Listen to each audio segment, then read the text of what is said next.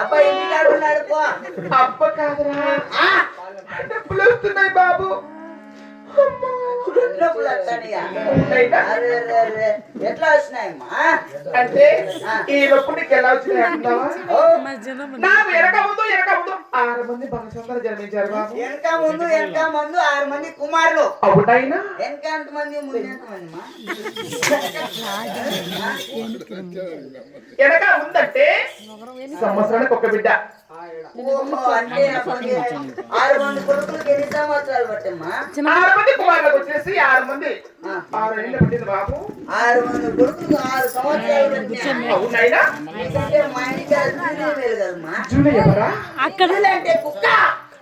కుక్క ఎనిమిది పిల్లలు చేసి అవి నోర్లేని జంతువులు మన మనుషులం కాబట్టి వాడికి మనం పోల్చకూడదు నాయన. నువ్వు ఇష్టం నువ్వు మళ్ళీ